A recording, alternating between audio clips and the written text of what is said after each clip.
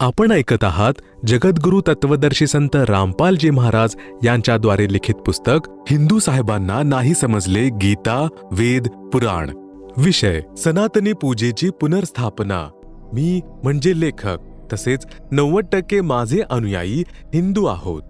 आम्ही शास्त्रविधीरहित साधना सोडली आहे. शास्त्र नीट वाचले आणि जाणले आहे. त्यानंतर शास्त्रोक्त साधना सुरू केली आहे, जी सर्व शास्त्रांमधून प्रमाणित आहे. ती अशा प्रकारे आहे. गीता अध्याय 4 श्लोक 34 मध्ये देखील वाचा, ज्यात सांगितले आहे की ते ज्ञान म्हणजे सूक्ष्म वेदाचे ज्ञान तू तत्वदर्शी संतांकडे जाऊन प्राप्त कर. विचार करण्यासारखा विषय असा आहे की तत्वज्ञान गीतेमध्ये नाही. जर असते तर गीता ज्ञान देणाऱ्याने असे म्हणले नसते की तत्वज्ञान तत्वदर्शी संतांकडून जाणून घे. तत्वदर्शी संतांच्या अभावामुळे मानवी समाज मनमाने आचरण करून आपले मानवी जीवन नष्ट करत आहे. जेव्हा गीता अध्याय 4 श्लोक 34 मध्ये सांगितलेले तत्वदर्शी संत भेटतात, ते संपूर्ण आध्यात्मिक ज्ञान सांगतात, जे ऐकून समजून बुद्धिमान आपली साधना शास्त्रानुसार करतो, जीवन धन्य करवून घेतो. एक धर्म म्हणजे मानवधर्म बनतो. संत गरीबदासजी गाव चुडानी, जिल्हा झज्जर, हरियाणा, भारत यांनी आपल्या अमृतवाणीत म्हटले आहे की गरीब ऐसा निर्मल नाम है, निर्मल करे शरीर, और ज्ञान मंडलिक है, चकवे ज्ञान कबीर. अर्थात संत गरीबदासजी यांनी सांगितले आहे की सत्य नाम असे प्रभावी आहे जे आत्म्याला निर्मळ करते. आध्यात्मिक ज्ञान शारीरिक त्रास देखील दूर करते. कबीर साहेब यांचे आध्यात्मिक ज्ञान चकवे म्हणजे चक्रवर्ती म्हणजे ऑलराऊंडर आहे. अन्य ज्ञान मंडलिक म्हणजे प्रादेशिक म्हणजेच लोकवेद आहे.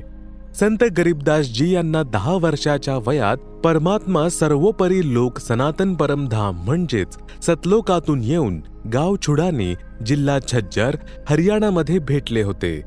त्यांच्या आत्म्याला वर घेऊन गेले, जिथे परमात्मा राहतात. प्रमाण ऋग्वेद मंडल 9 सूक्त 54 मंत्र 3 मध्ये म्हटले आहे की परमात्मा सर्वात वरच्या लोकात विराजमान आहेत. प्रमाणासाठी पहा ही प्रत. या मंत्राची ज्याचा अनुवाद आर्य समाजाच्या अनुवादकांनी केला आहे, याचे प्रकाशक तिलकराज आर्य अध्यक्ष, आर्य प्रकाशन 814 अ कुंडेवालान, अजमेरी गेट, दिल्ली आहे. तसेच मुद्रक अजय प्रिंटर्स, शहादरा, दिल्ली आहे. प्रमाण ऋग्वेद मंडल 9 सूक्त 54 मंत्र 3. स्पष्टीकरण ऋग्वेद मंडल 9 सूक्त 54 मंत्र 3च्या फोटोकॉपीमध्ये आपण पहा. याचा अनुवाद आर्य समाजाच्या विद्वानांनी केला आहे. त्यांच्या अनुवादात देखील स्पष्ट आहे की ते परमात्मा भुवनोपरी म्हणजे संपूर्ण ब्रह्मांडाच्या ऊर्ध्व अर्थात वर तिष्ठती म्हणजे विराजमान आहेत, वर बसलेले आहेत. याचा यथार्थ अनुवाद याप्रमाणे आहे. अयम म्हणजे हे, सोमहादेव म्हणजे चंद्रमाप्रमाणे शीतल, अमर परमेश्वर. सूर्यहा म्हणजे सूर्याच्या, न म्हणजे समान, विश्वानी म्हणजे सर्वांना, पुननहा म्हणजे पवित्र करत, भुवनोपरी म्हणजे सर्व ब्रह्मांडांच्या ऊर्ध्व अर्थात वर, तिष्ठती म्हणजे बसलेले आहेत. भावार्थ ज्याप्रमाणे सूर्य वर आहे आणि आपल्या प्रकाशाने तसेच उष्णतेने सर्वांना लाभ देत आहे, याच प्रकारे हे अमर परमेश्वर, ज्यांचे वरील मंत्रामध्ये वर्णन केले आहे, सर्व ब्रह्मांडांच्या वर बसलेले आहेत.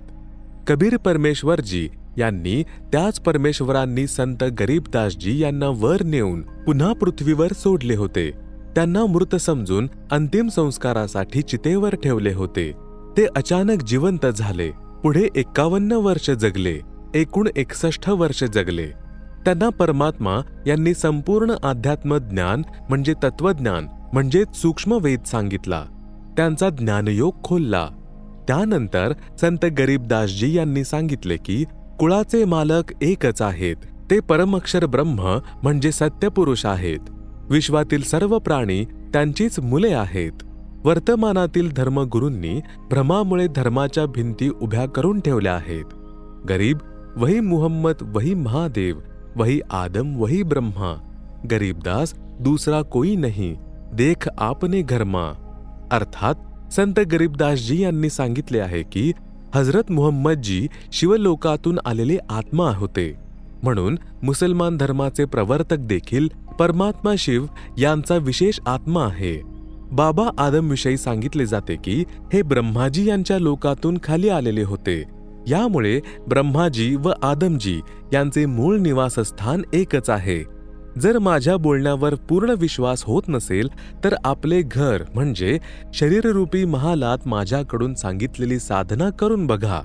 आपली दिव्य दृष्टी उघडेल. मग आपल्याला विश्वास होईल की विश्वाचे सर्व मानव एका परमपिता यांची संतान आहेत.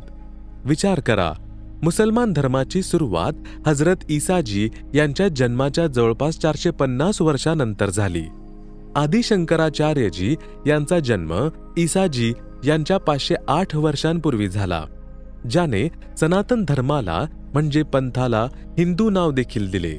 मूर्तीपूजा, देवी देवतांची पूजा यावर आधारित केले. सनातन धर्म सत्ययुगापासून चालत आलेला आहे.